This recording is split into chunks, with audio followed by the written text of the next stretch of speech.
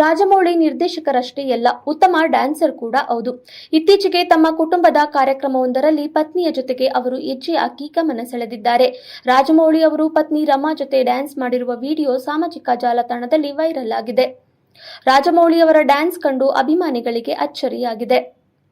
ರಾಜಮೌಳಿ ಅವರು 2022ರ ಮಾರ್ಚ್ನಲ್ಲಿ ತೆರೆಕಂಡ RRR ಚಿತ್ರದ ಮೂಲಕ ಜಗತ್ತೇ ತಮ್ಮತ್ತೆ ನೋಡುವಂತೆ ಮಾಡಿದ್ದರು.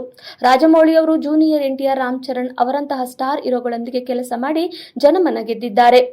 ಭಾರತೀಯ ತಂತ್ರಜ್ಞರನ್ನು ಆಸ್ಕರ್ ವೇದಿಕೆಗೆ ಏರಿಸಿದ್ದಾರೆ.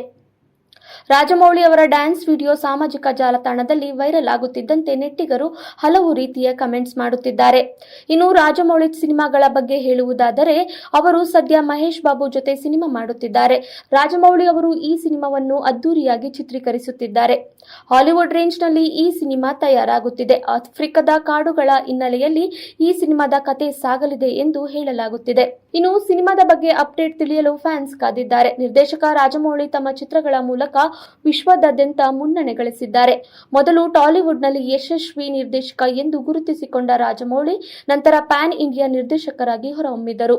ಬಾಹುಬಲಿ ಚಿತ್ರದ ಮೂಲಕ ಪ್ಯಾನ್ ಇಂಡಿಯಾ ಸಿನಿಮಾಗಳಿಗೆ ದಾರಿ ತೋರಿಸಿದ ರಾಜಮೌಳಿ ಅವರು ತೆಲುಗು ಚಿತ್ರರಂಗದ ಖ್ಯಾತಿ ಹೆಚ್ಚಿಸುತ್ತಿದ್ದಾರೆ.